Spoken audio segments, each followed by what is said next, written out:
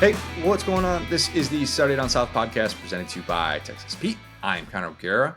Will, how's your Christmas?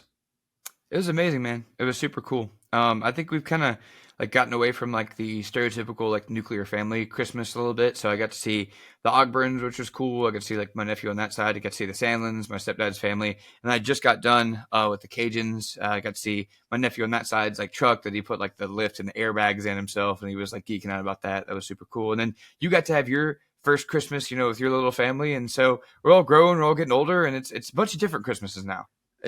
You're exactly right. It is kind of crazy how Christmas changes so quickly too. You think about Christmas even as recently as 5 years ago. You're like, oh, I do a lot of different stuff now. Yeah, it was very different Christmas in our household as well. Got to take a little trip down to Dunedin, planned out, future retirement homes. We're scoping out the area. No, I'm kidding. Sort of kidding, but mostly kidding. You strike me as a 40-year retirement plan guy. You got your plot of land picked out, you got your swing set picked out. Mentally, I am. Financially, I am not. Very much not. Yeah, I wish. But yeah, got to take a nice little trip. Claire's first time sleeping not in her own bed, so that was a new experience, but a good experience, a really great experience. So I got to spend a couple of days there. I love me some Dunedin, and especially this time of year, it's so festive and. It was nice. So yeah, didn't fly home this year, kind of planned family gatherings around Christmas, but not on Christmas. So didn't have to deal with sitting at MCO for 3 hours with a crying baby, which would just be the absolute worst. So yeah. See, you're doing your part though. We've joked about that for a long time about the MCO airport is a nightmare because of all the crying kids going to and fro Disney World. You did your part and did not add to that. And I thank you for the random single 20-year-old travelers that we all once were going, why is this baby crying in my ear? Just doing what we can, just trying to provide a service to the people. Look, and Claire is a great baby in terms of crying and not overly fussy. But yeah, I mean, she's teething right now. She's kind of going through it a little bit. So we're not necessarily in a position where, we want to subject people to that, but eventually we will definitely bite the bullet. But yeah, Christmas was great, really low key, at our household, just opening presents for her. Really, really nice time. Well, you got me a gift. So good that I want to share with the audience. So it is my great pleasure to say that here is Brian Baumgartner, aka Kevin from The Office, wishing my family a very Merry Christmas. Hello, Connor. Connor. Hi. Connor, it's me. No, not Ashton Kutcher. Listen, Will reached out to me, says he's a good friend of yours, you and the SEC football podcast co-host. That's freaking huge. That's what she said. And he wanted me to wish you a ho, ho, ho, Merry Christmas to you. Also, congratulations. I heard you just became a dad to Claire, to love's eternal glory for that baby.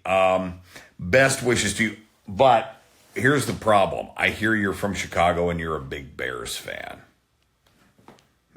Let's be honest, Connor. The Bears still suck. The Bears still suck. Yeah, I'm a Packers fan. Sorry, not sorry. Anyway, best wishes to you and to Lauren and to your chubby cat Rudy for a very happy holidays.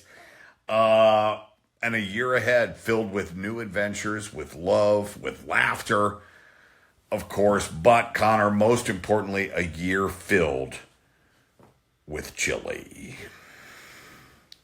Nice. Just don't spill it. Unbelievable. Like one of the coolest gifts I've ever gotten. I watched it with the biggest smile on my face, laughed out loud at about 7 different parts. Give the people the peel behind the onion as to what went into that thought process. Because for those who have been listening to the show for a while, you know what a big fan of The Office I am, like most human beings on the face of the earth.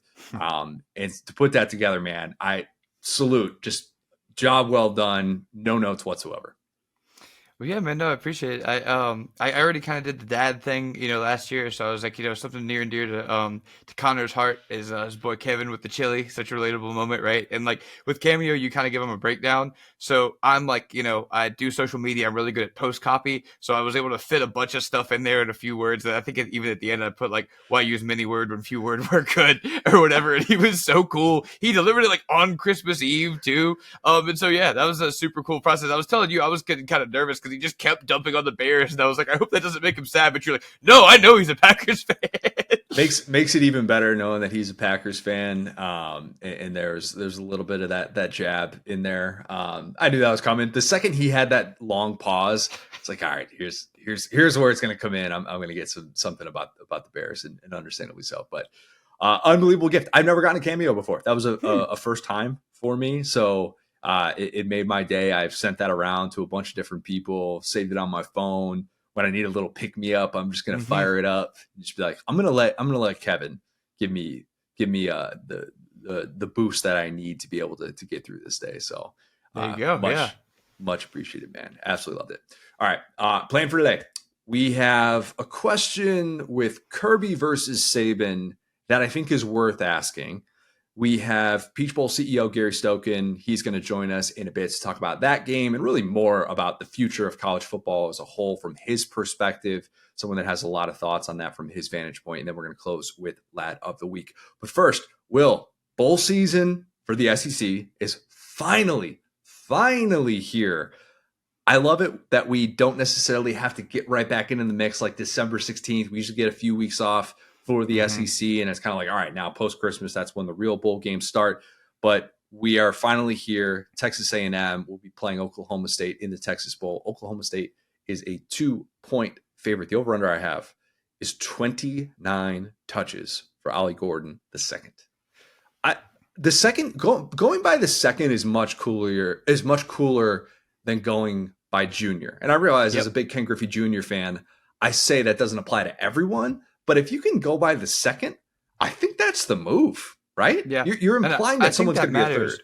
I think that matters too, because with Ken Griffey, we knew Ken Griffey. So it's like Ken Griffey Jr. He couldn't do Ken Griffey the second, right? It's like you knew Ken Griffey. This is the junior. The second is like a volume 2, It's true. It really is. It's like 2.0.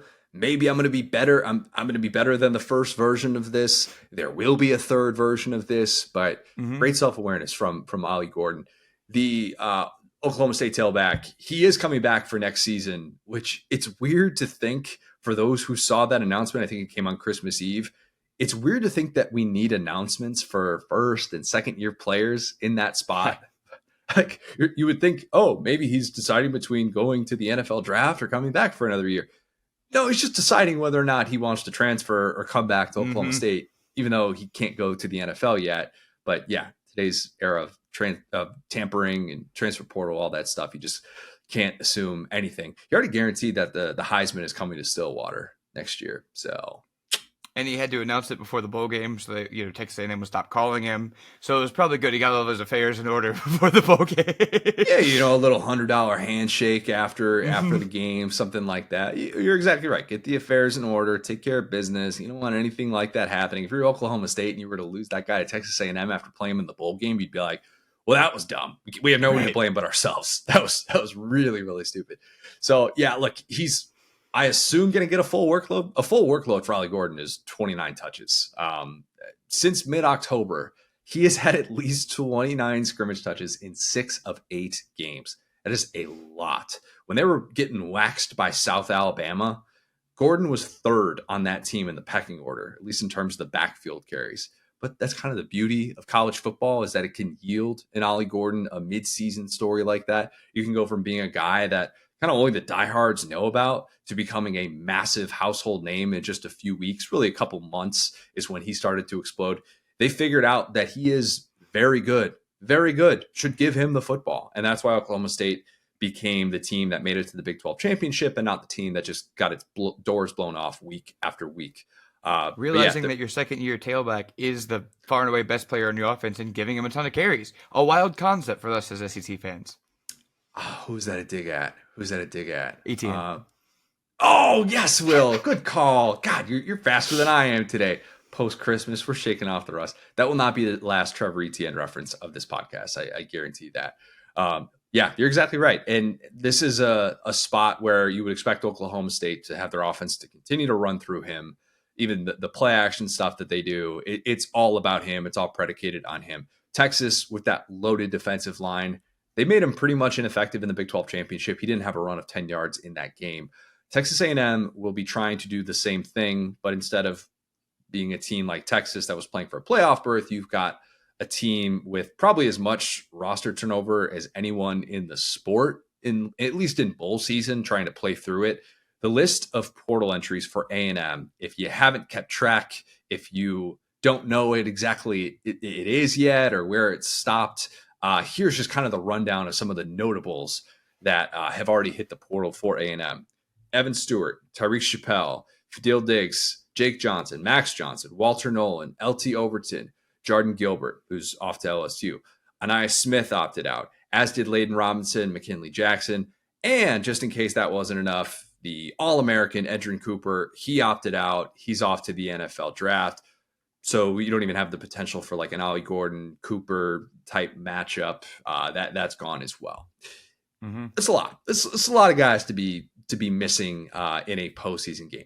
The good news for A&M, Elijah Robinson, he stayed on to be the interim coach after he got the defensive coordinator job to join Fran Brown's staff at Syracuse. So continuity, that's kind of all A&M has in that department, and maybe it's going to be the difference. Guys absolutely love Elijah Robinson, very much respected in that locker room, and a very different scenario than like, oh, you're going to have, the special teams coach or something like that try and step in and handle a game plan and do all those things. He was the interim coach down the stretch. So that probably is playing at least somewhat of a factor as to why Oklahoma State is only favored by 2 points. I mean, that's not a whole lot, especially if you consider Oklahoma State had more wins in the regular season. I also think Jalen Henderson, he played very well down the stretch, and that's impacting this spread. They scored 51 against Mississippi State, 38 against Abilene Christian, big deal, and then obviously 30 at LSU in a game in which, look, A&M, for all the things that you could say negatively about them, they gave LSU what it could handle in that football game and showed a pulse and at least made Jaden Daniels put on his cape and have to pull off a comeback in the second half. So credit that A&M offense for doing that. I've got a take that I'm interested in your opinion on as someone who has watched a lot of Max Johnson play football. In a game like this, I think I would rather have Jalen Henderson as my starter than Max Johnson. I'm not saying that means Jalen Henderson is a better player. I like Max Johnson a lot. I think if you know what you're getting out of a player like Max Johnson, you're better for it, and you can kind of build an offense around him and at least do some things and stay afloat. But if you're A&M, you don't know how effective the offensive line will be. You need somebody that can make things happen with their legs. Plus, if you're going to be down a bunch of those like first string pass catching options, it might actually be this strange benefit to have the guy that's been taking the reps with the second and third teamers for the majority of the season instead of having a first team quarterback who all of a sudden is looking around like, I don't know any of you guys. I have no idea who this true freshman is here, this third team guy here, this scout team guy, whatever it is. Look, I think that this is an interesting spot for him. I think we need to be able to separate two things. Do I believe that it is dumber than ever to make sweeping declarations based on bowl outcomes? Yes. At least in non-playoff bowls. Yes, absolutely. Unless your team wins, don't forget. Well, I mean, that's... If you at home viewer, if your team wins, that was legitimate. If they lose, it doesn't count. That's the best part. Just like how in recruiting, if your team gets someone to flip at the 11th hour, it's because your coaching staff has the right culture. If somebody from your team loses a recruit at the 11th hour to another team, it's because they paid him and they're scummy and they are the absolute worst. Yeah, same thing, 100%. Look, I stand by the notion that there should be different, more nuanced ways to look at this, right? The hay is kind of in the barn with what a team has done, and using a bowl game to say this team was this good or that good. It just doesn't really make a lot of sense anymore. Maybe I think at one time it kind of did, but like if A&M loses this game, it won't be because they had guys out there who didn't want to be there.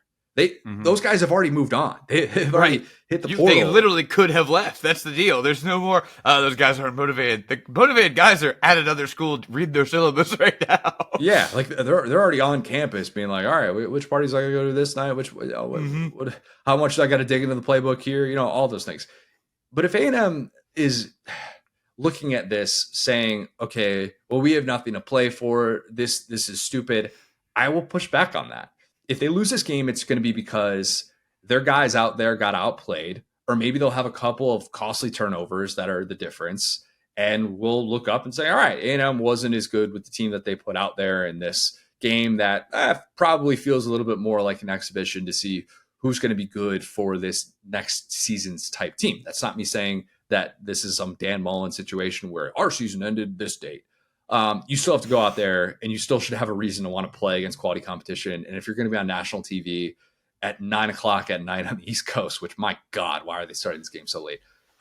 Look, that's reality. You should have a little bit of pride in that area. But I bring that up because I think A&M and Tennessee are the leaders in the clubhouse for the SEC, where if they lose, you will hear the anti-SEC crowd talking about, the lack of motivation, just trying to mock those teams. And you'll probably hear more of that than you will the pro SEC crowd using it as an excuse. And maybe some will, but I think that's always kind of overblown a bit. But just something to keep in mind with the motivation. Same crowd that was celebrating about the SEC missing the playoff, by the way. And now we got 2 SEC teams in the playoff.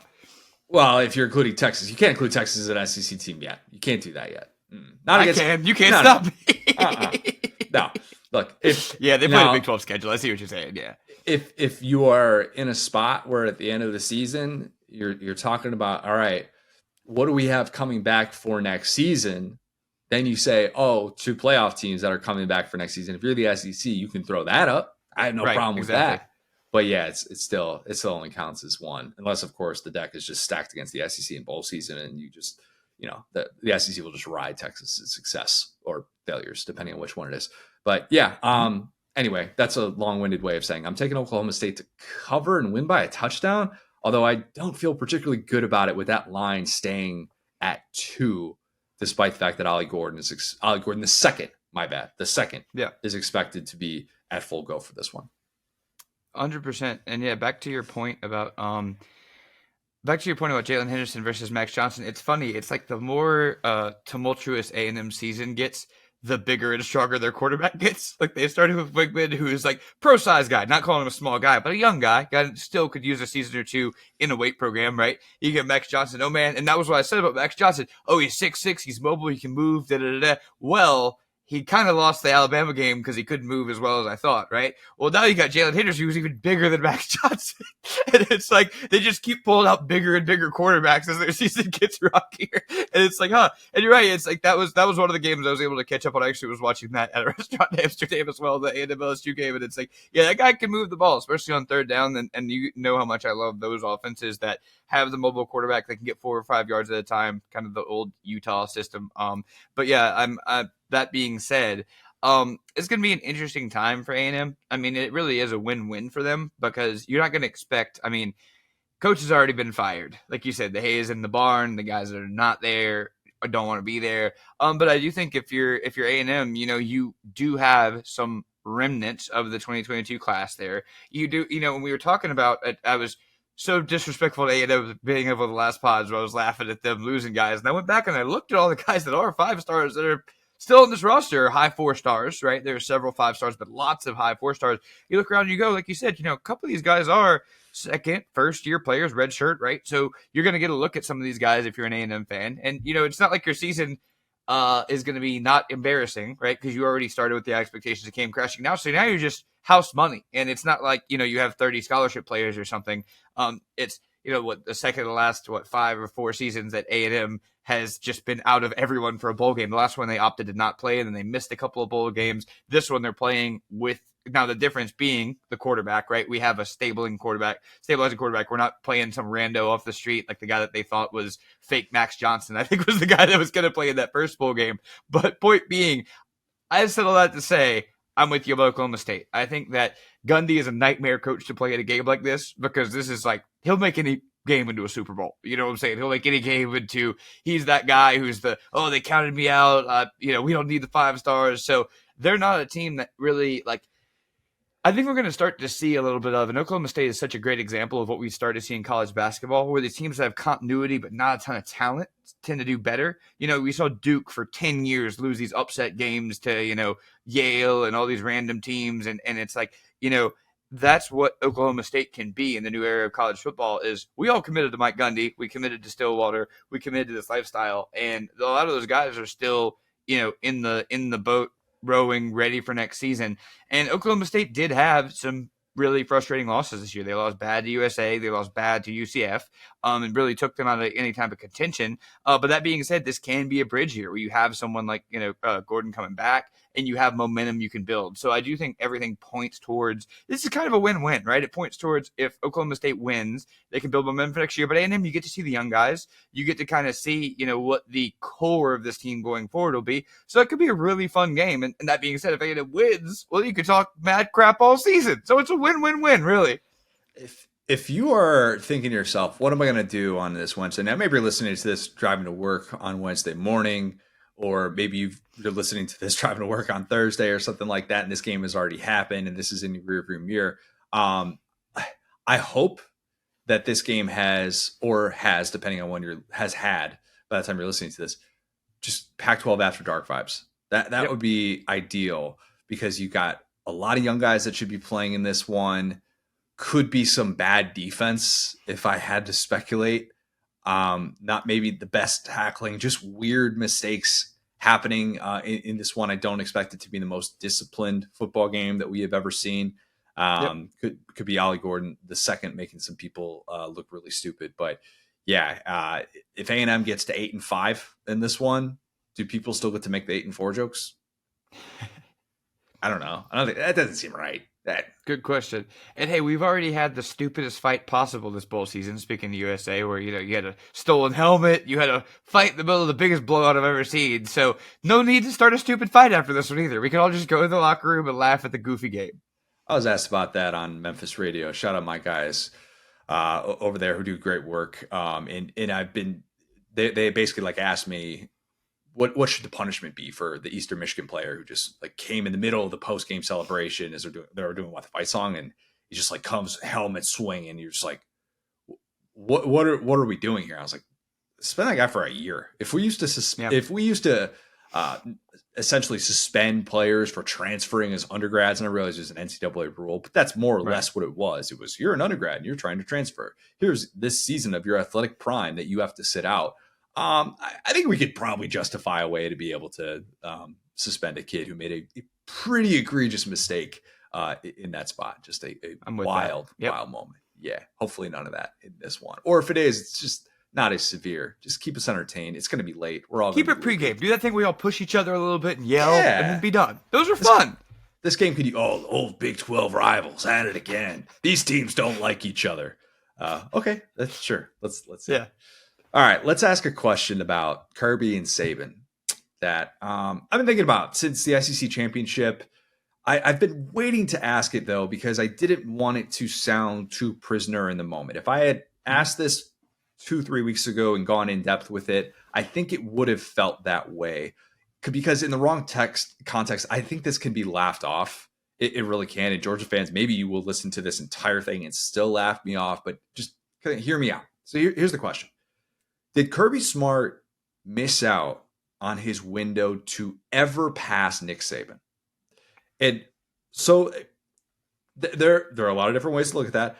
I am not asking that as it relates to those yearly coach rankings, because those conversations about the best coach in the sport at the time are a little bit different than, we're talking about who is the more accomplished coach when it's all said and done. Today, we're just talking about who is going to be the more accomplished coach when they are sitting there on a beach somewhere, sipping a Mai Tai and thinking about their careers. Who will be... You're talking about greatest all time. I mean, because that's greatest what Nick of all Saban time. is.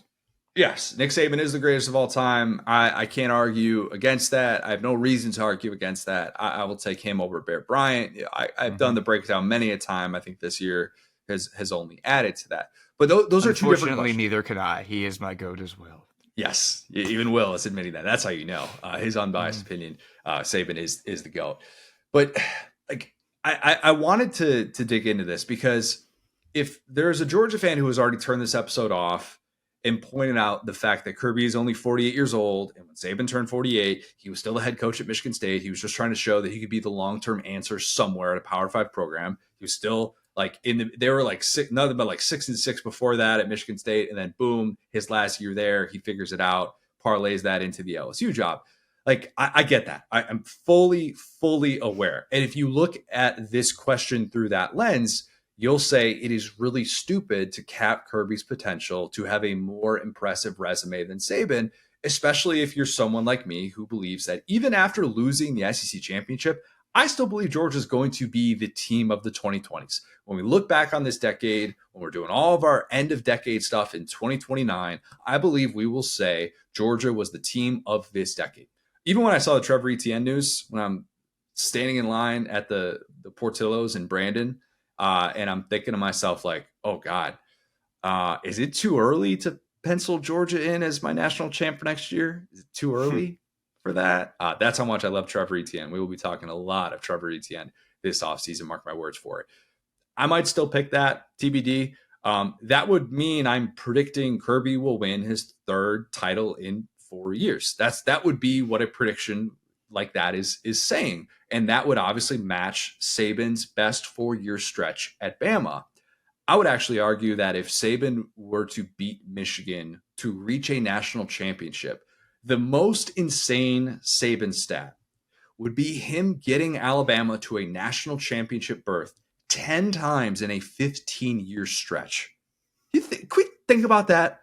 That'll never not be insane to get to a national championship 10 times in a 15-season stretch. That's 2 out of every 3 seasons for a 15-year stretch.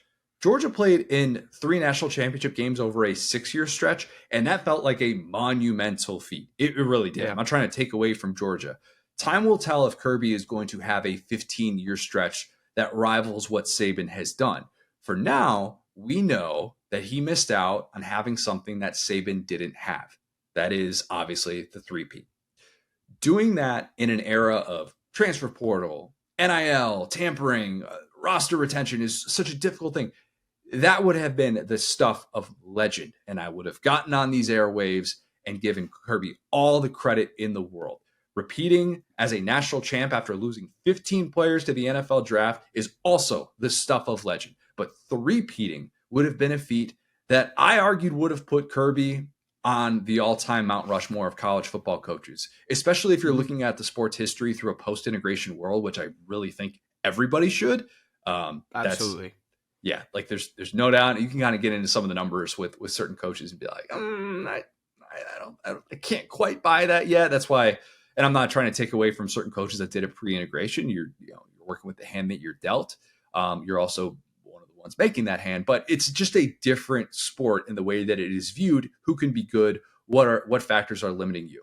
So then why, despite all that's still on the table for Kirby Smart, could passing Saban actually be off the table? That SEC championship victory gave Saban a 5-1 record against Kirby Smart. 2017 title game, 2018 SEC championship, 2020 regular season, 2021 SEC championship, and now the 2023 SEC championship. It is hard to imagine a world in which Saban retires without a winning record against Kirby, right? I think even Georgia fans would probably admit that we think that by the time Nick Saban is willing to say, I'm going to call it a career, is he going to have a winning record against Kirby now that he's 5-1 against him? Yeah, just probably that's what evidence suggests. Even if he doesn't win another game, the odds are still very much in his favor to do that. Do we think? Matter of fact, if he gets to 5-4, if I was Nick Saban, I would just retire spontaneously. It'd be like, you know what? I'm not even gonna give you the chance at this point. I mean, it's some are going to say that's like taking his ball and going home. I don't think that. He had 6 chances. What do you mean? That's a regular, not a small sample size in college football. Yeah. Do we think Saban is going to continue coaching if he loses 3 more games to Georgia? Or do we think if he loses 1 or 2 more of those games and it prevents him from winning a national championship, maybe 2 consecutive games to Kirby, he's like, I'm just not quite on that level anymore. It's his time. Like, maybe he will step back and say, hey, I've done everything I need to do. I've got 7 rings as of this recording. And maybe he'll say, I'm going to call it a career. That would not be doing the easy way out. That would be a 72-year-old coach in this era of the sport with the year-round calendar, realizing that he's just probably not set up to do this into his 80s, like Joe Paterno, like Bobby Bowden, because a man following doctor's recommendations is what that would be. Probably, hey, yes. Nick, you really need to, stop eating those little Debbie cakes, get a little bit more sleep, keep your heart rate down. Okay, gotcha. Yeah. I think the transfer portal has shaved at least 1 year off of your life, and you're bordering on 2 right now. When you saw those dip cups in your Lamborghini or whatever, you need to cut that out. I can tell you're stressed, all right, man? Hey, look, Bobby Carpenter said on this show that back in the day, when you go into Saban's office, you know what's in there, and that's ready to go. Look, guys, whatever he's doing, it's still working. If I'm looking that good at 72, I've done something right in my life. And I'm not going to hear the haters saying that I'm doing things that are wrong for my body. If the over under though is 8 more years for Saban to coach in this sport, I'll take the under. I mean, that's not bold, is it? I don't think so. Please, 8 more years. Goodness, man. Hey, look, I'm in the content business. Alabama being the villain of the sport, whatever you want to call it, is probably more interesting for those of us on this side. But I'll also acknowledge that it's not a 0% chance that Saban will be doing this when he's 80. Okay, we just don't know. The odds are just not necessarily in his favor. Also, if the over under on Kirby is another 32 years for him to do this until he is 80, I will take the under. I just will. This isn't really about that, though, because Kirby and Saban are obviously on different tracks with different factors that could impact their longevity.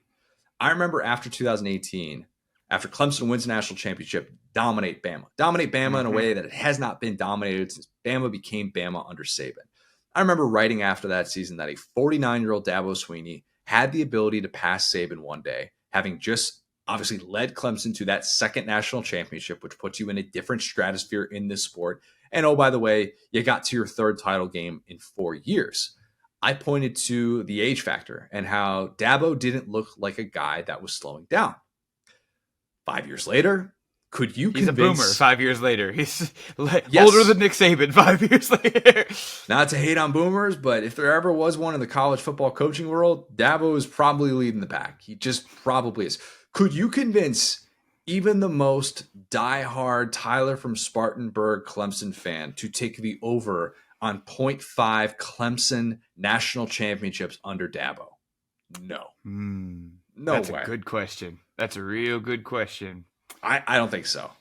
Not with that offense, not without like a Trevor Lawrence. If they land another one of those guys, maybe, but it's got to be that style of gentleman. That's what we've seen.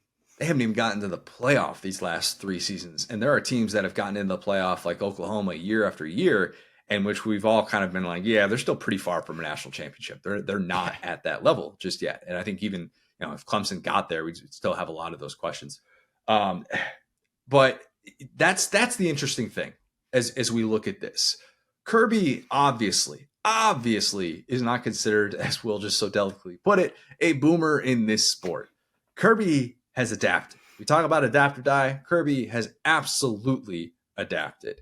It felt like Dabo was perfectly built for the late 2010s of college football and not so much for the 2020s version. I believe Kirby is built perfectly for the 2020 version of college football. In this decade, he should continue to thrive. If I had to guess, I would say this is probably going to be Georgia's last time missing the playoff for a while, at least now as it sits here with a 12-team field, yes, I'm going to put Georgia in there every single year, barring some sort of drastic change with this team, with this program. If I had to guess, I would also say that 1936 Minnesota, good old Ed Widseth, Bernie Bierman, he's back. Big Ed, who could forget? I would say those guys are going to be popping champagne from their grave on a yearly basis, because for a long, long time, the barrier to entry was different than what it is about to be. I actually think that the idea of three-peating in a 12-team playoff is harder. I really do. And I think, of course. It's like March Madness. The more teams that get in, the bigger the variance. Yes. History tells us that as we've continued to beef up the postseason, it's no longer just, win 10 games and then play for a national championship, or win 11 games, play a bowl game, wake up and read the paper the next morning to find out if you're a national champion. History has told us that as we have progressed, it has been that much harder to have consecutive national championships. Maybe Georgia or someone else will change my outlook on that, and we'll look up and be like, oh my God, like they just dominate this 12-team playoff. All they got to do is get in. I don't care if they're 9-3, just get them in there. They'll find a way to be able to get it done. But for now, I am of the opinion that there are more factors than ever that can stand in the way of continuity, as we talk about, and what it could do to your roster, and timely injury here, missed ball that doesn't bounce your way there against a quality team that's playing in a competitive game with you. Like all these things that are kind of working against that level of dominance, and why I don't think a run of 3 consecutive national championships is going to happen in the 12-team playoff era. Mm-hmm. What is equally tough is having the fan base shift its perspective of you. And that's something that we don't always account for, right? We can feel what that's like in the moment, but we don't always do the best job of anticipating that, or always know what that's going to look like. We talk about linear progression in the sport, and it's different now than I think it was in the previous era. When now it's the internet, the echo chamber, everything that could go against you, and how quickly things can change for you. Mm-hmm. It is really tough, obviously, to pull off 3 consecutive national championship runs. It is more tougher than ever to say, you're never going to, what's the right way to phrase this? You're never going to go 3 consecutive years without winning a national championship. That is what Saban has been able to do. He has been able to look everyone in the eye since he has signed them 15 years, 16 years ago, and say, hey, you stay here for 3 years, you're going to win a national championship. That is an unbelievable thing. Yeah, well, since LSU. Yeah. And that's on the line this year. That's on the line. But at Bama, he has been able to say that. And that is an all-time ace in the hole. And obviously, we'll talk about what that means for the Saban legacy. If that all of a sudden is something that he could no longer say, if they lose to Michigan or if they lose the national championship, that'll be a different conversation. But if you think Kirby is above a change in perspective among the fan base, and that his approval rating and the trajectory of the program, they won't change because, the hay's already in the barn. He won multiple national championships. Go back to Dabo at Clemson, okay? Not saying Kirby is going to be Dabo, but if you think it can't be done, that's a reminder that it absolutely can be done, and reputations change in the sport. Saban's most impressive feat, probably with the exception of the 10 national championship appearances in 15 years, his most impressive feat as a head coach is taking all of those instances in which people have said, the dynasty is dead. Saban's past his prime. Only to then respond by winning a national championship. And that is unparalleled success in the sport. Eventually, people at some point are going to say, I think the glory days of Kirby Smart are in the rearview mirror. I don't know when that's going to happen, but it happens to everyone. That's just the way that it works. But instead, being able to respond by saying, nope, I've still got my fastball. Being able to do that time and time again is incredibly difficult, and it's draining. And doing that for nearly a decade like Saban has is not a guarantee. It's just not. We haven't necessarily seen Kirby have to do that yet because he's still only in year 8 as a head coach. And I say only year 8 because if he's going to get to Saban legacy levels as a coach all time, he's going to be doing this for at least 2 decades, probably more. That's just reality.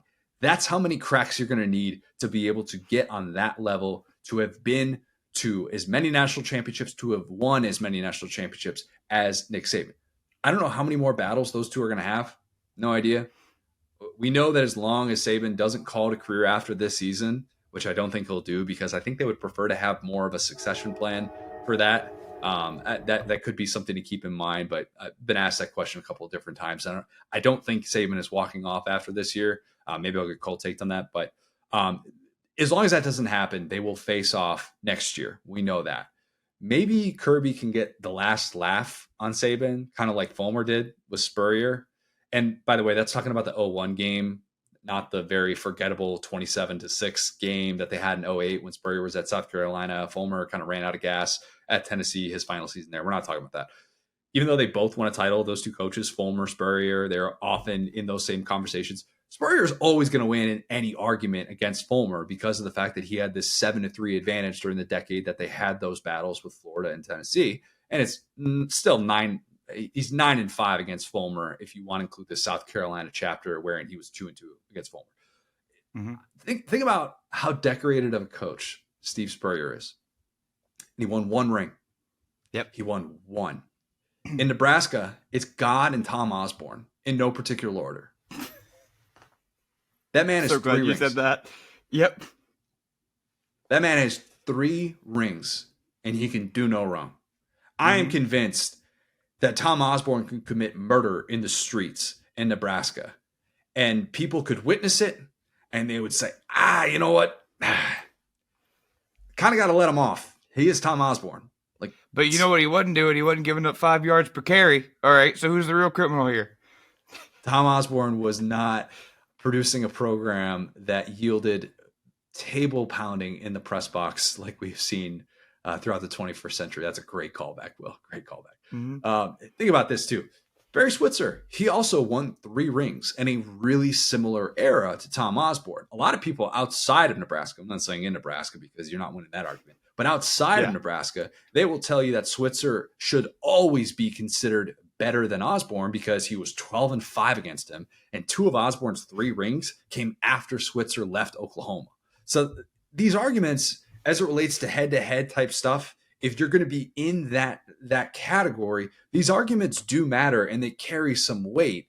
And obviously there are people that are going to bang the drum for Kirby and say, oh, what about total wins? Or wins against top 5 teams or whatever. And there are always going to be different factors that you could probably point to and make your case. But for Kirby to end his career and truly be considered the better all-time coach than Nick Saban, I think he had to beat him in Atlanta this past time. Even though he still would have only been 2-4 against Saban, doing so en route to a three-peat would have opened the conversation in a way that it wasn't probably before, outside of the what has he done at age 48, what has he done at age 48 part of the argument. But that's not the only part of the argument. It's just not, okay? For all I know, Saban is about to widen that ring gap, and he's about to make it 8-2.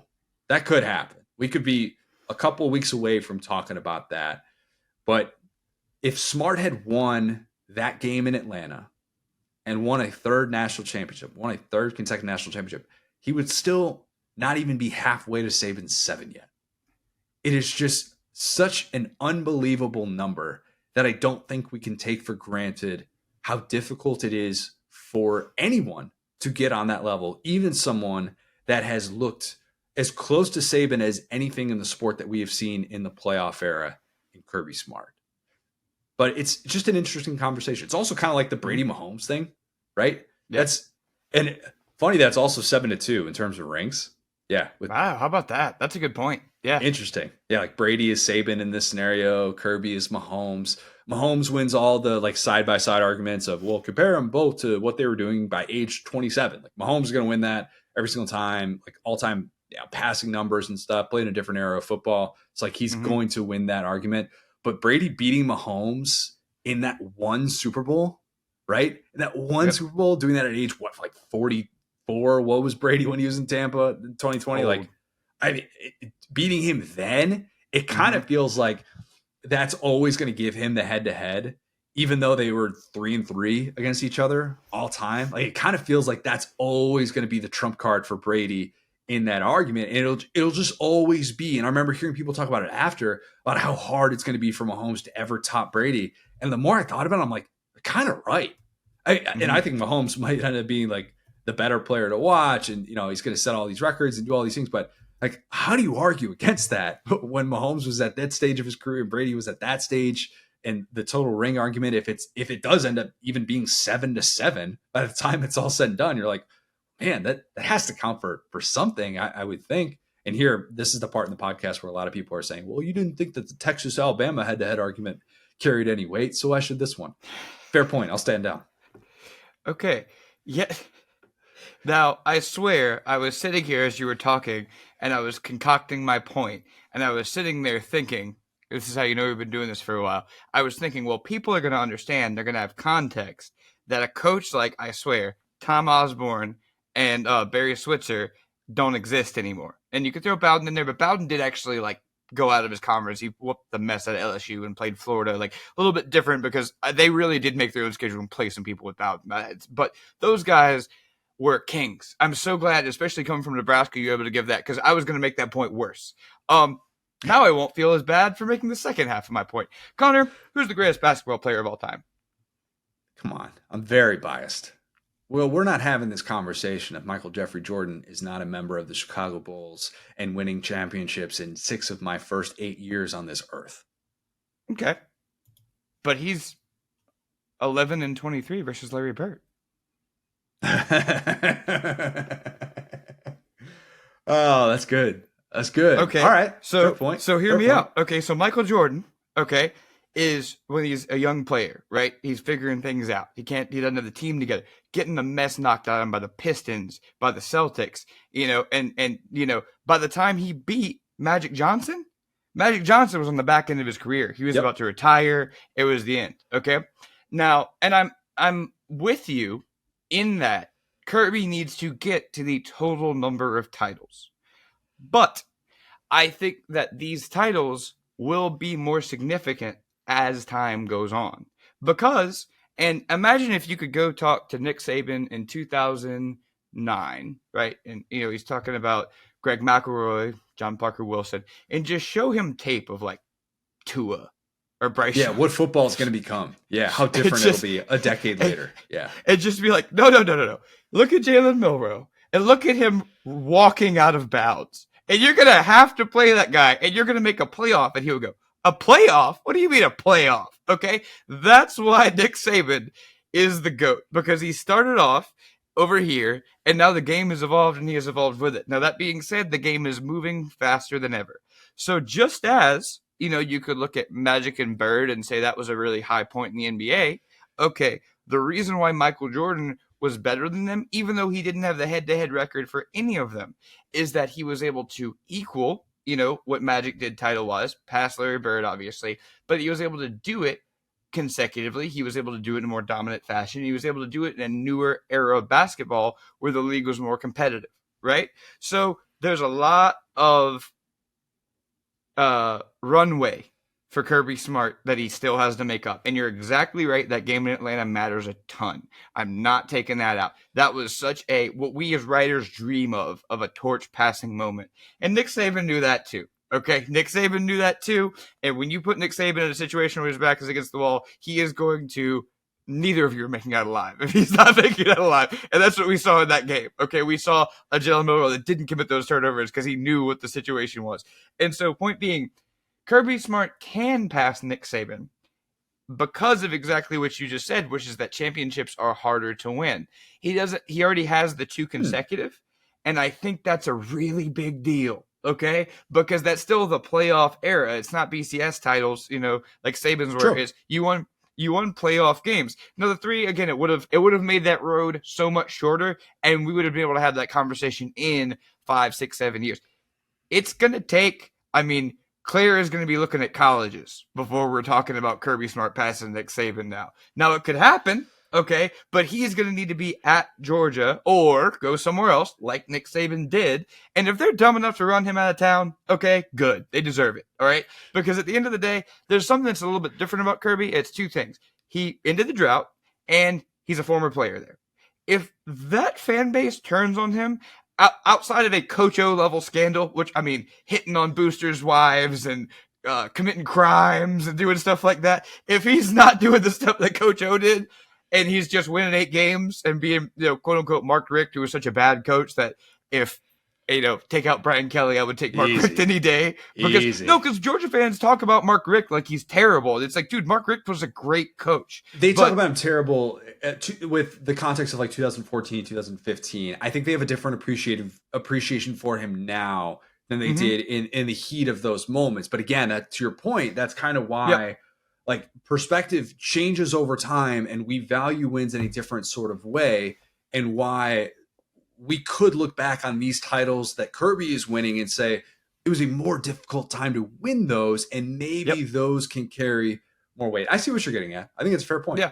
And I think part of it, I mean, I'm not going to say this is like a fraudulent title or anything, but, the Bama title against Texas, the quarterback gets hurt and that's it. I mean, there's no play-in game. There's no other test. You got to beat. It's a slippery slope, Will. That's a slippery slope. I understand.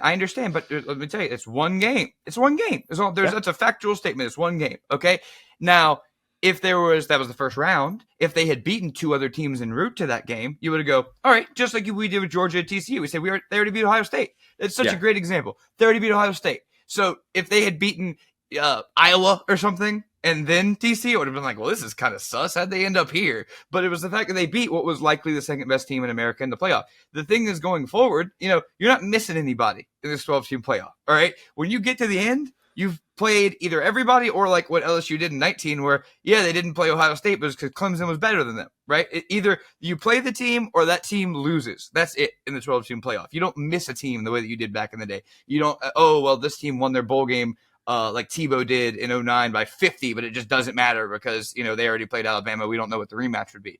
Anyway, so point being, they're going to be so much more decisive in that way that I think, and they're going to be so much harder to win, that you're going to have these moments in these games, in these semifinals, just like the Ohio State game is such a great example. I mean, that is arguably, the Bama game is number 1 in the championship, right? But number 2, and right there, is that Ohio State missed field goal, because it's like, these are the moments Georgia would always lose, and that's a semifinal game, a game that used to not exist. So now when you start stacking up these moments, you say, well, now you're going to have multiple other rounds where Georgia might be an underdog, just like Nick Saban is right now. But this is 11-1 team. We might get a 9-3 Georgia team that wins the title. You know what I'm saying? And then we start talking about, wow, look what Kirby did when it mattered. So I just will say, and especially, we got to factor in Brock Purdy MVP conversation, right? We got to factor in that we always got to talk about something. So when we get 5-10 years removed from Nick Saban, we might start looking at Kirby Smart and going, well, this is the best there's ever been. That's why I was always pretty hesitant to the LeBron thing, just like Michael Jordan, because I was like, the people your age or the people that were a little bit older than me that saw Jordan are like, you just don't get it. You just don't see what that was. You didn't experience it. You didn't see the 72-win team. And so same deal. So point being, I think it's both things. I think that game put so much distance between them in the GOAT conversation currently, but I think it is still possible. It's just going to take a long freaking time. And it's not going to be something that we discuss as Saban's playing or coaching. Because even if he loses 2 or 3, if you're a Georgia fan, you can't sit there and go, well, you see, fluke. Still got a losing record, brother. Yeah, that is still going to be there. And that's, I think, a big part of this conversation. I'm trying not to be too triggered about the Larry Bird, Michael Jordan slander. I was feeling bad. Then you said 2 of my examples. I went, dang, I can't make these examples anymore. I got to cut right to the chase. No, I see what you're saying too, because if it's just about head to head, then okay, you can find certain coaches that have had their nemesises and nemesises. That's a weird word to pluralize. I've never had to do that before on this podcast. But you could probably find certain coaches that you'd say, oh, well, he's 2-5 against this head coach, and why isn't this guy considered Urban better? Meyer, winning record against Nick Saban. Yeah. Urban Meyer, winning record against Nick Saban. Great example. Urban Meyer sitting there with 3 rings. And for my money, the second best college football coach of the 21st century. Why don't we call him the first best coach of the 21st century? Well, because the guy who's first best has 7 rings and Urban has 3. It's pretty cut and dry, in my opinion. And it's more of a, hey, if they're in that same conversation, they're separated by a ring or two, and we're going back and forth with this. What are we going to default to? The MJ and Bird thing's a little bit different too, just because I hate to keep going back to this and doing a first take thing, but there's like, if you look at MJ's supporting cast, he didn't get over the Bird hump until he had his Scottie Pippen, his Horace Grant that were at his side, that were ready to break through. And the Celtics were at a different place in their dynasty. Team of the 80s, team of the 90s, a little bit different in terms of the eras. And you can look at that and say, well, okay, well, why wouldn't you say that about Georgia versus Bama? I would argue when we're looking at the roster talent that Georgia has, that's probably a different conversation to have, to say like, oh, well, they're still establishing this. Like, no, well, Georgia was just in pursuit of its third national championship. It'd be like if MJ was trying to. You might know this. I don't. And I was like, oh, yeah, but this is a good follow up. Where was Saban at that point in his career? Because that's what it's about. Is that Kirby made that into a beast at the point where Saban hadn't totally figured that out. Even at LSU, great teams, definitely not taking away from that. More of a reclamation project at LSU too. But Kirby, it's about how old you are and what point you're coaching, because that's his first head coaching job. There was no Michigan State. There was no LSU, And I pushed back on the people that said he'll never figure it out, when it looks like after, I mean, there were different parts, I think, after 2019, maybe in the midst of 2020, where you're kind of like, is this guy going to get it? Was 2017 just this one-off? It wasn't that long ago that we were asking that question. And we're saying Kirby's just always going to do something, a Justin Fields fake punt. He's going to start Jake Fromm when he shouldn't, or, they're going to do this stupid thing to cost themselves a national championship. They're not going to have the right coverage on for 2nd and 26. They're going to do something stupid, or they're not going to execute it. They probably could have still covered that. It was unbelievable thrown catch. We don't need to go there, but they're probably just going to get in their own way. We're no longer asking that question about Kirby. Right. And there are very few people in this sport that you can legitimately say that about. The flip side of that is, how many people can you say year after year after year, oh, they're just going to find a way. Yep. They're just going to find a way. They're going to compete for a national championship. It's going to look like they're down and out. Saban's the only one that you can definitively say that about. And I'm not breaking news by saying that. Kirby's ability to become that guy, that's what makes or breaks this entire thing. And I'm not sitting here trying to put a cap on the amount of national championships Kirby's going to win. I just think as it relates to the side-by-side with where those programs are at and where they're at during these matchups, where that has been at, how we viewed them, wherein I think Georgia's been favored in 3 of those 6 matchups too. That's something else to keep in mind. Like, it's not like, oh, Georgia's been an 8-point favorite or a 9-point underdog or something like that going into all these matchups, and that's how it's played out. Something else that kind of adds the context to why Saban doing what he's done against Kirby only adds to his legacy, and it makes him that much more untouchable, in my opinion. Yeah, and I'd say it's something that we have hammered over and over again about adapt or die. It's that Saban is not only the winningest coach, not only the most championship, but also the adapt or die champion, right? Yep. And that's why Kirby has a chance to take that title from when you talk about maybe we go to 2 super conferences, maybe that area of it, and we're talking about playing these massive schedules against all these different teams. And I will say this too. It would actually be stranger to tell Saban than the quarterback thing. What if we just describe Jahmyr Gibbs to him? Like, what do you want as a running back? He's not really a guy that runs the ball too much. He's like a guy that kind of does everything else. Like, this is Derrick Henry and that's Jahmyr Gibbs. It's like, it's crazy how the game has changed. I hate how much I've been crediting Saban lately, but seriously, and it might be the thing where you look in 10 years and we look at, what Kirby's doing. There's a whole new position we've never thought of. I mean, the concept of even like an edge rusher, is not, you had DNs and you had outside linebackers, but now it's like we got an edge rusher and that's what they do. It's a job. It's not a position. So the game of football could change so much. And you see how the defensive schemes have changed. And one other thing is losing personnel. You talk about losing Dan Lanning. Schulman's probably going to go somewhere. We're going to switch offensive. Todd Monken's gone. They've already, and it sucks that, this season will not be remembered as a success for Georgia, with their standards, the 3rd championship, getting to the playoff, because how they adjusted without Brock Bowers and Todd Monken, I think deserves credit, but that's not how it's going to be remembered, unfortunately. Yes, it'll be, to continue that will be a lot more difficult. By the way, I definitely have texted on several occasions with Jeff Collins about Jahmyr Gibbs and just how much we both love him and just gushing awesome over the things.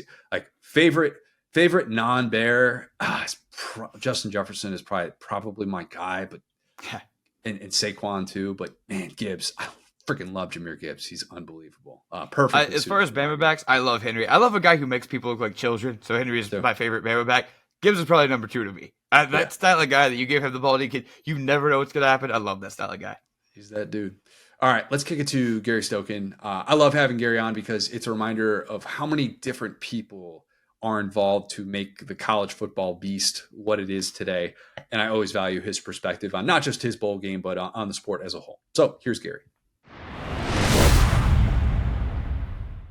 I'm now excited to be joined by a very special guest. It is one of the OG guests of this show, the Chick-fil-A Peach Bowl CEO and President, Gary Stokan. Gary, I got to say, some years I feel like you get put in a tough spot now with the slot when it's a non-playoff New Year's Six Bowl, and that's kind of out of your hands. And then other years, you get a really nice matchup.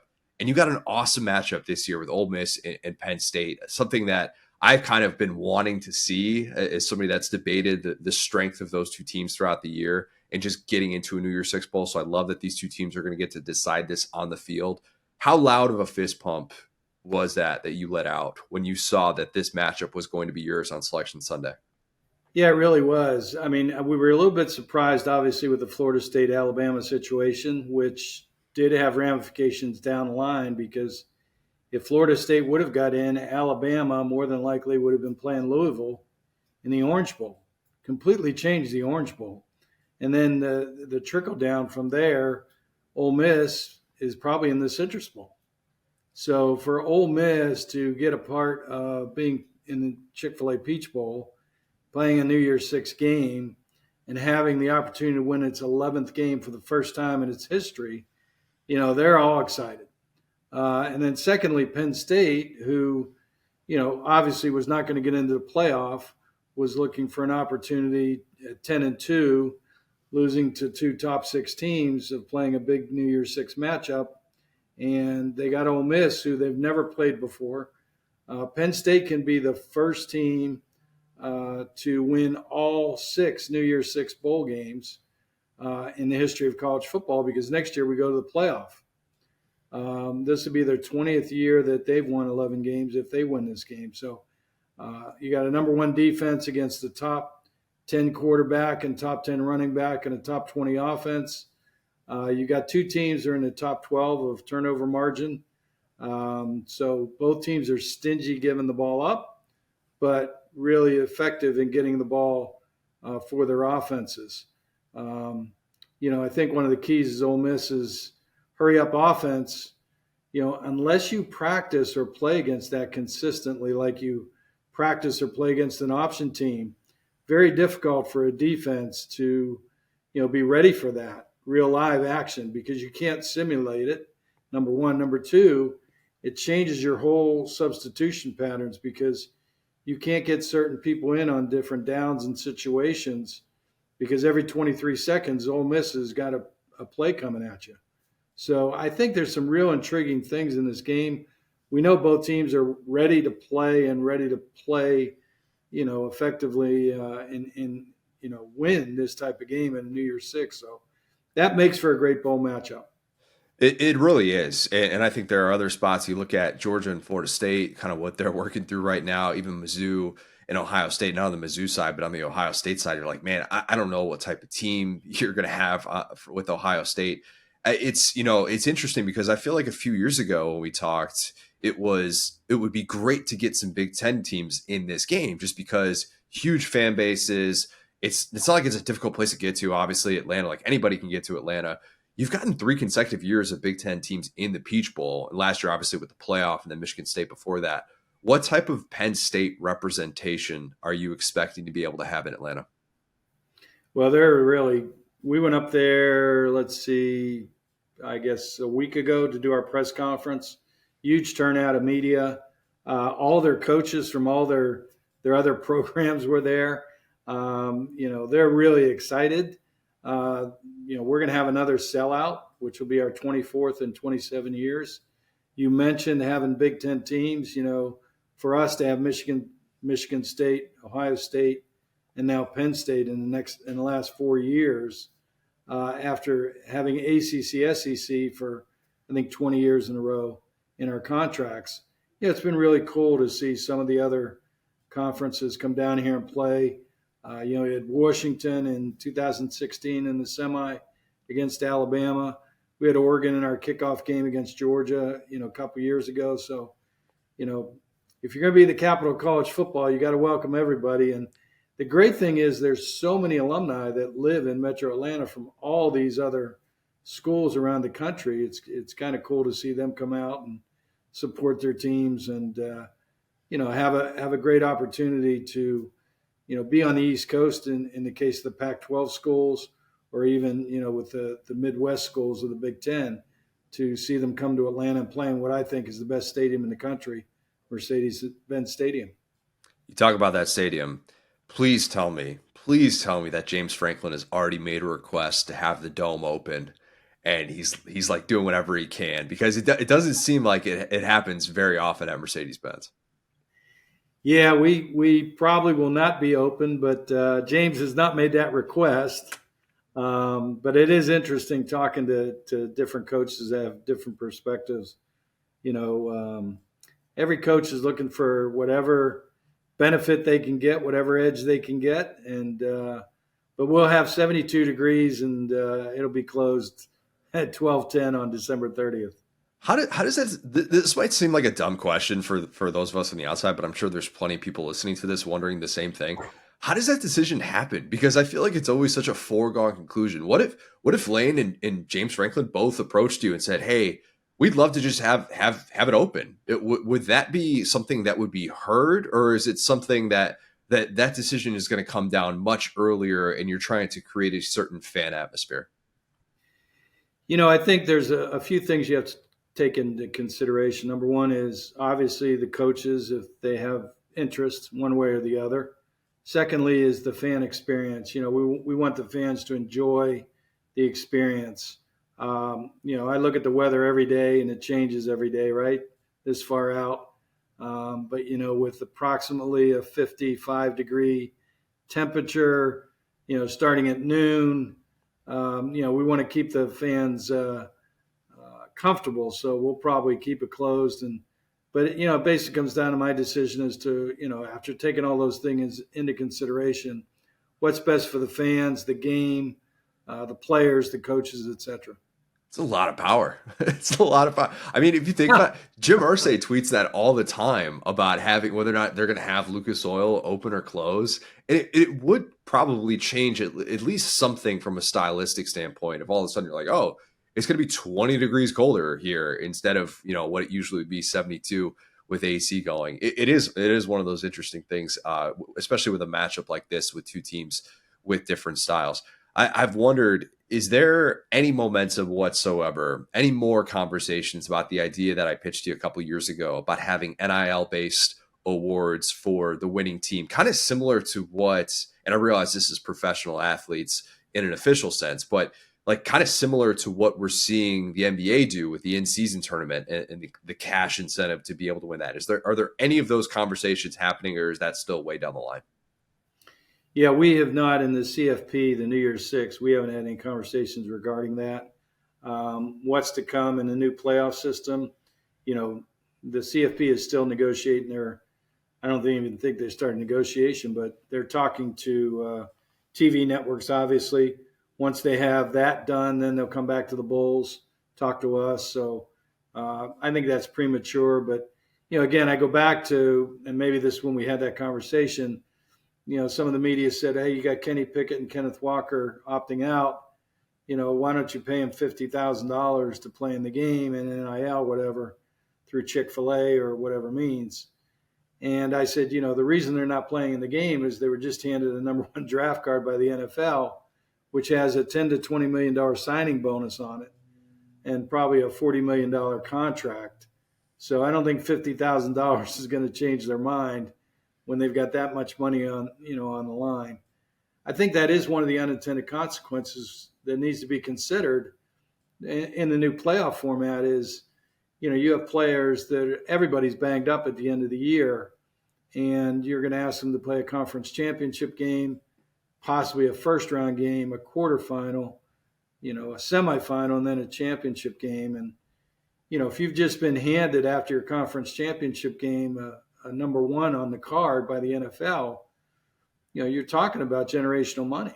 You can get $20 million signing bonus and a, $40 to $60 million contract, and you're already hurt, and you're going to go play the four toughest teams you've played, in a first round game, a quarter, a semi, and a championship game. And the easiest way to get, really hurt is, when you're hurt already. So, I think that's something we need to consider, and it's an unintended consequences, as well as the fans. We need to consider the fans with asking them to go to a conference championship game and then a first round potential, a quarterfinal, a semifinal, Christmas, and then a championship game. And so that's why I think the bowls become even more relevant, because we do have a one-game season ticket, that people in Atlanta buy our tickets because they know we're going to have a good game. And so that's a built-in crowd already. So you don't have to depend solely on both teams bringing all their fans to every game. And particularly since those games are going to be, in some cases a week in between. And we all know the algorithm of the airlines, how those rates get jacked up, once they know that, hey, people are going to be coming to Atlanta for a quarterfinal or semifinal game, it becomes quite costly within a week. So players playing week to week, not a month in between games when they're banged up, unintended consequences. Fans having to travel week to week without having a month in between to book refundable flights, that's an unintended consequence.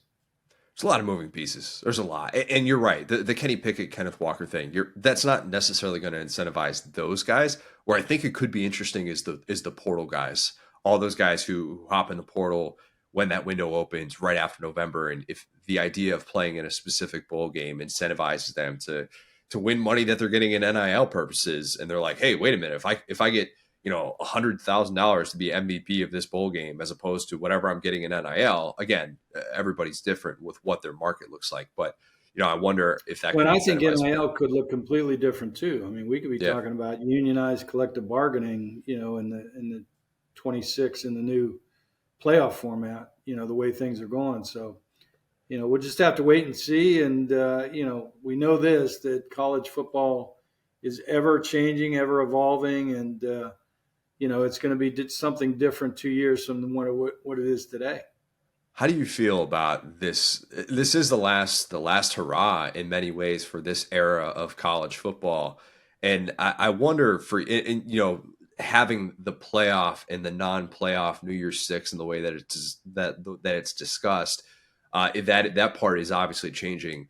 Or is it more, instead of this fear that this sport that has been really good to you and really good to people that know how to put on good bowl games, is there excitement knowing, hey, we're hosting a national championship next year, the first national championship of the 12-team playoff? Like, how are you looking at this new era of college football? You voiced some of those concerns, but knowing that, hey, we have something really, really exciting on the horizon that's going to be the talk of the sport and is going to have even more build up to our game.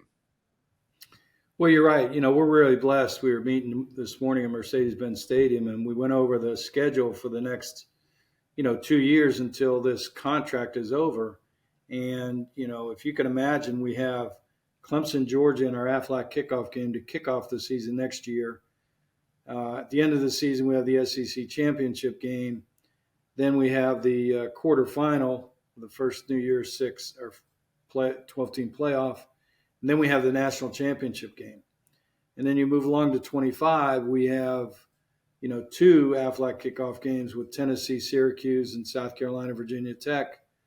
The SEC championship game, a semifinal CFP game. And so, you're looking at probably, I don't know what I mentioned there, but probably 8 games of, top 10 teams coming through Atlanta over the next 2 years in college football. So, it's a remarkable schedule. And, having the first time city hosting 2 national championships in the CFP era and all those other top games, that's why the media is calling us the capital of college football.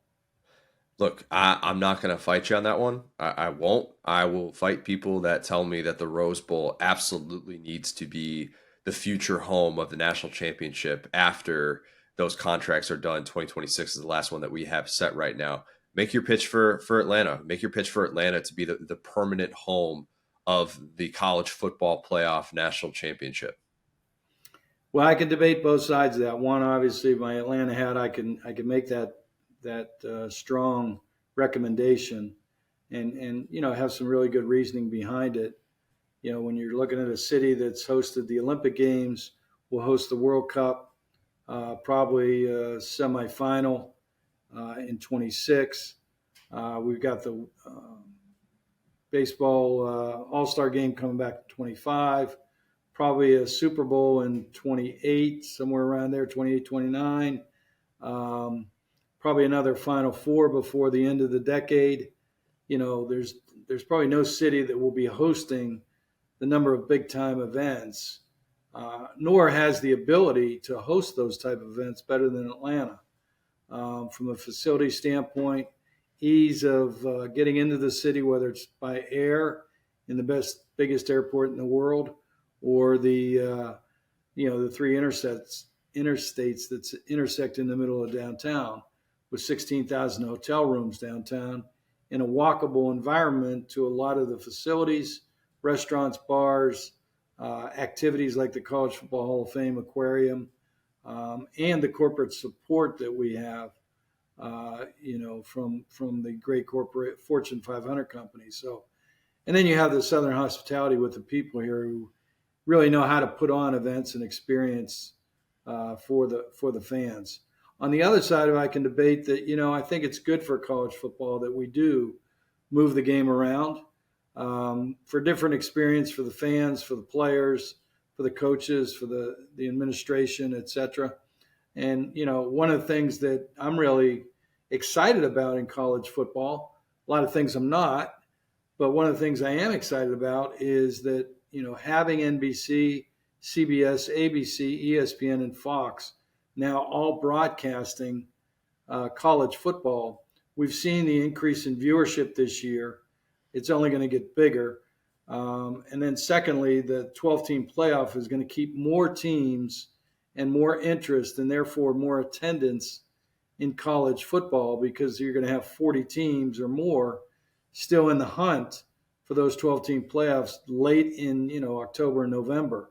So I think higher viewership, I think more attendance, and I think at the end of the day that's going to lead to higher fees for TV negotiations in the future, which I hope that at some point that all the conferences get together and go together to negotiate their TV contracts. Because one of the things that bothers me about college football is that, we've just seen the loss of 105-year tradition in the Pac-12 because, $20-30 million per team? When if you look at the NFL, they signed a $10 billion contract for 1 year, which translates into $132 million per team in the NFL before they get ticket sales, concessions, merchandise, sponsorship, etc. If we collectively went together as college football, we're the second most favorite sport in this country. We're probably collectively right now, before new negotiations, about a $3 billion TV all in. If we went together, there's no doubt in my mind with the viewership that we have, that and the reality programming that we provide, that we could be $6 to $7.5 billion. Well, you take $6 to $7.5 billion and divide that by I'm going to use an even number. My math's probably wrong, but 75 schools, you're at $100 million per school.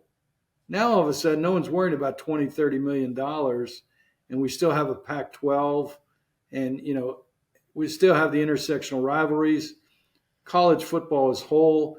I think one of the things in the Pac-12 is they're a year late and $1 short with all of the programming now that we're seeing in the opportunity for Pac-12 schools, the old Pac-12, to get into the playoff with a 12-team playoff is a lot higher now with a 12-team playoff. So I think if they'd have hung together for another year, they would have stayed together as the Pac-12 and still had access, because recruiting would have gotten better, because there's more exposure to the game.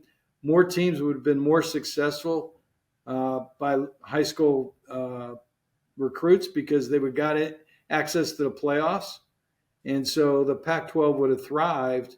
College football would have thrived with those schools being still as a member of the Pac-12. So, I think we've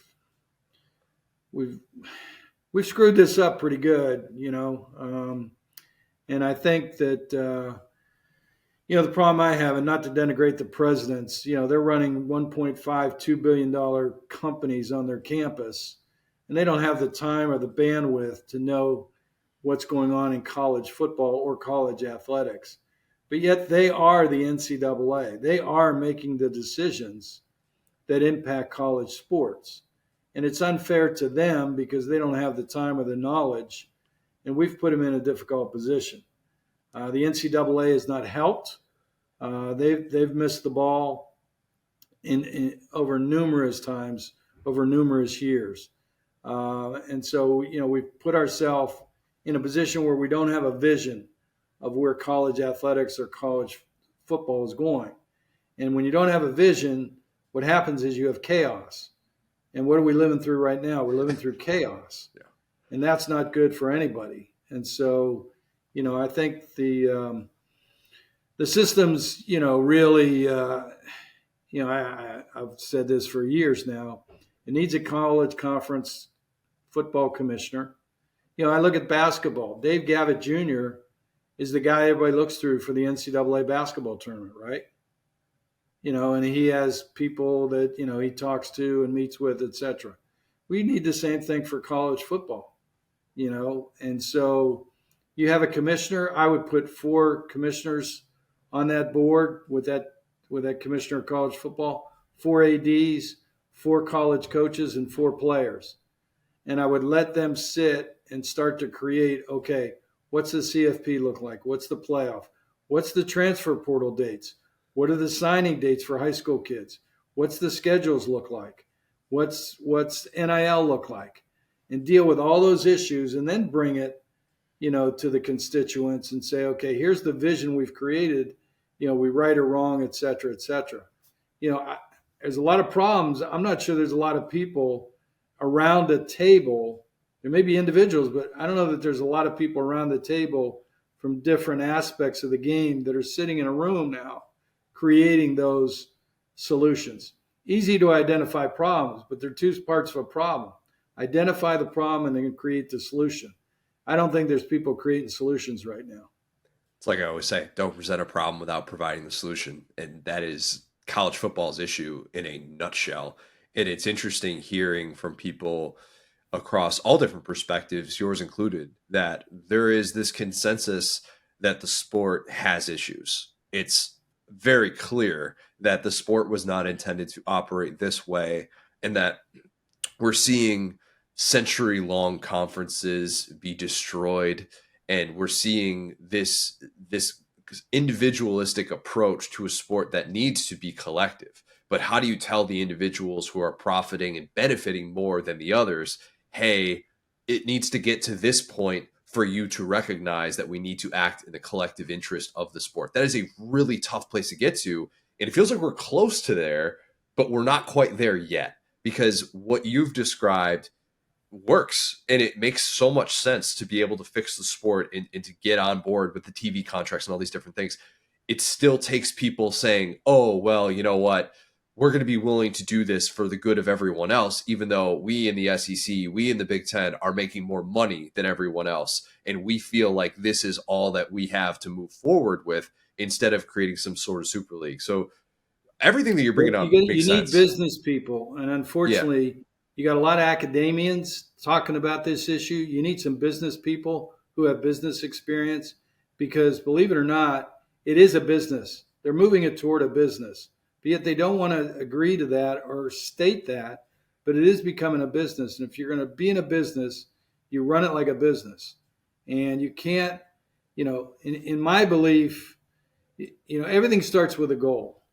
The goal to me should be provide kids an opportunity, an educational opportunity, number one, a scholarship. Number two, get them a degree.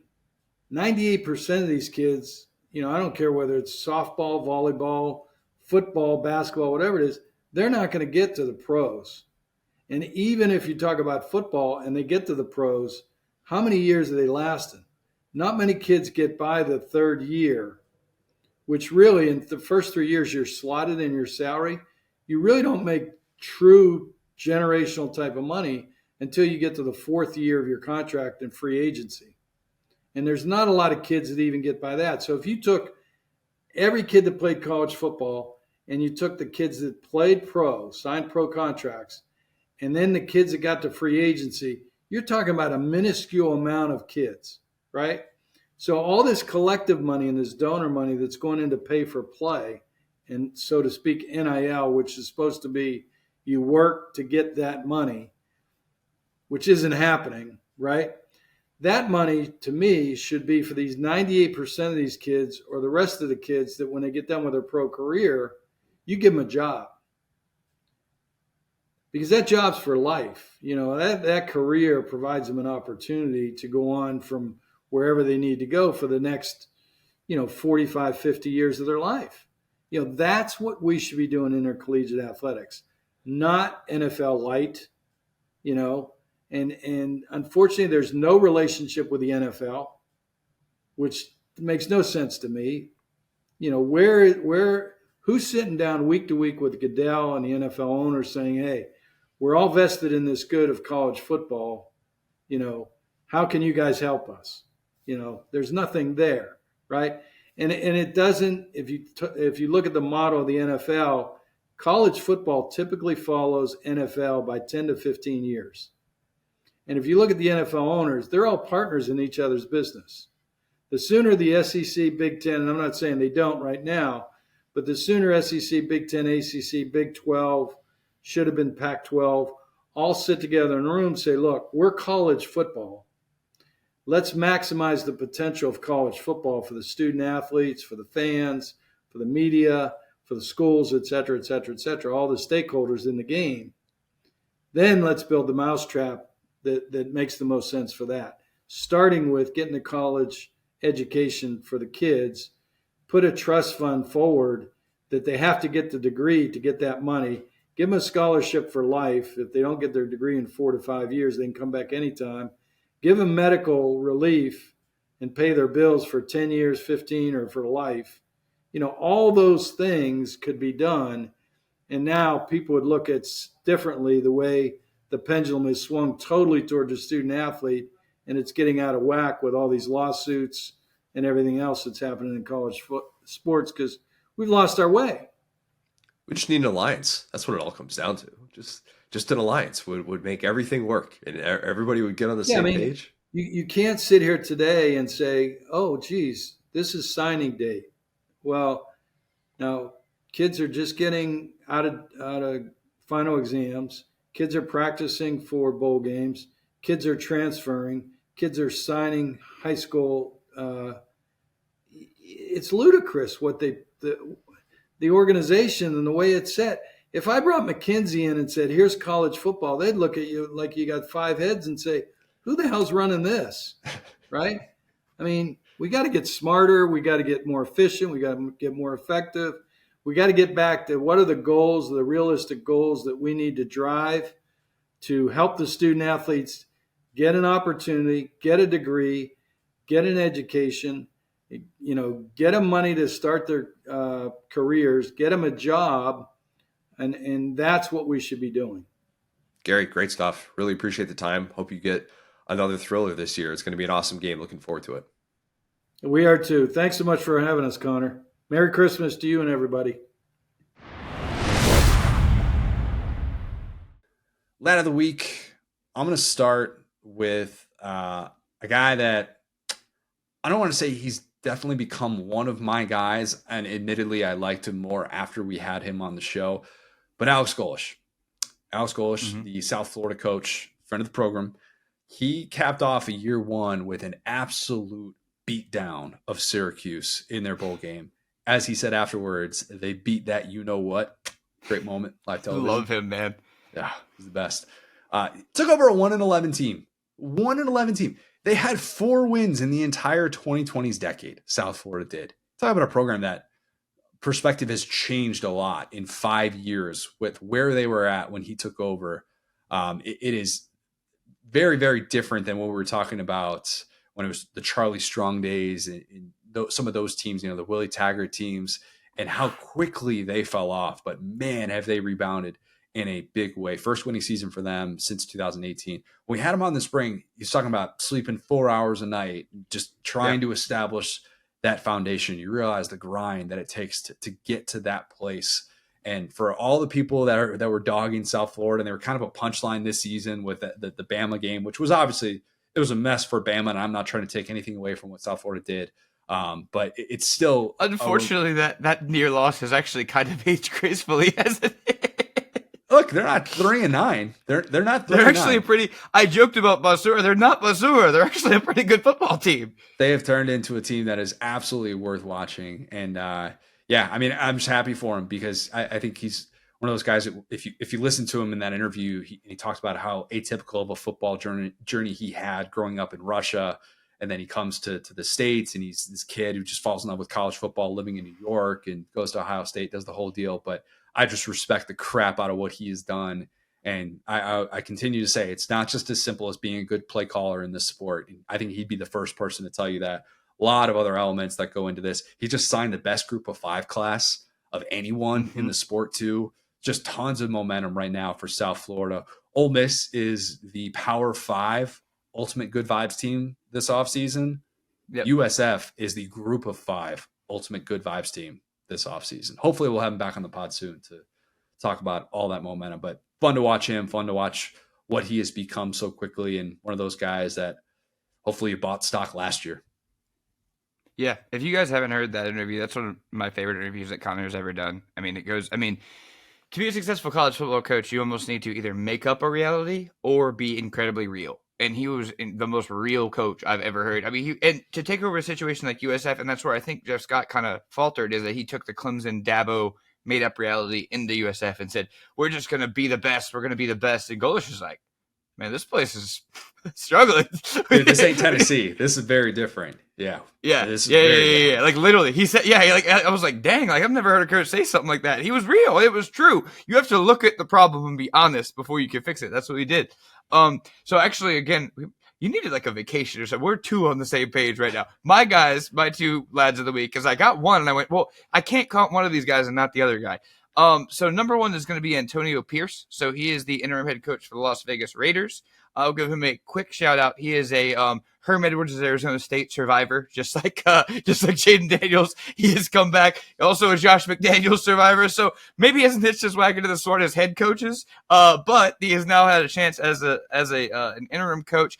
And, I'm not even saying, this guy deserves that job necessarily because the Raiders might be a bad starting point just because they're such a dysfunctional organization. But, this is a guy that we all saw with the Giants, win the Super Bowl and stuff. I mean, that felt like the other day. Let's not talk about how old we are, but a guy that as adults, as humans, we remember, right? Antonio Pierce, really cool to see him. They beat the Chiefs this week, which was a super duper cool win for them.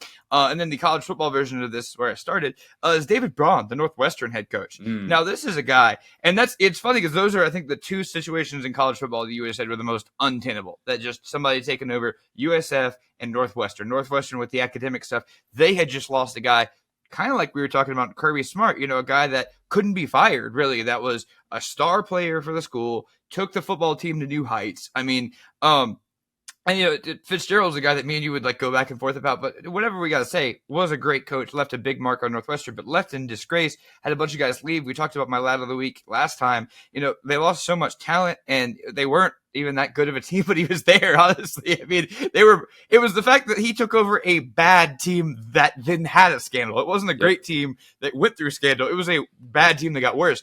Dude finished 8-5 and beat Utah in a bowl game. I mean, this is a Utah team that you just can't. I mean, how many quality wins and losses has Utah been a part of in the last couple of years? Talking about all these teams out west that we measure against Utah, talking about the Big 12 and how they could be the class of the Big 12 going in. And I looked at that game. I turned it on. It was 0-0 with about 2 minutes left. I went, This is a Northwestern game. Northwestern's going to win this game.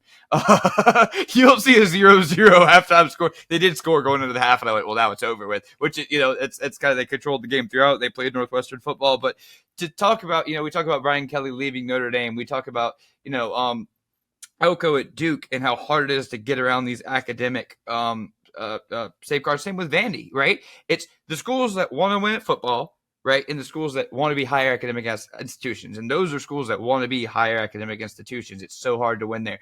This guy's 8-5, which would be among one of the better seasons, not the best season that Pat Fitzgerald ever had. But got to give David Braun credit, man. Just the most Midwestern dude ever from Wisconsin, was a college in Minnesota. But, when it's your time, like I said, it's like there's no reason to say, what was me? Why can't we do this? It's let's look at this cluster of a situation and let's get to work. One of the best stories in college football this year is what Northwestern has become. One of the most improbable 8-win teams I think we've ever seen at the Power 5 level. I really mean that. If you had told me going into this year that Northwestern would be 0-12, I would have said, yep, that makes a lot of sense. I could see it with how bad they have been, how bad this team projects. I can't remember what their Vegas over-under was. I want to say it was like 2.5. It was really, really low. And if you listen to Betting the Bulls, which shameless plug, this will go right into our Betting the Bulls promo. We talked about how you can't really bet against Northwestern at this point. And they were, I think, a touchdown underdog in that game, I want to say, against Utah.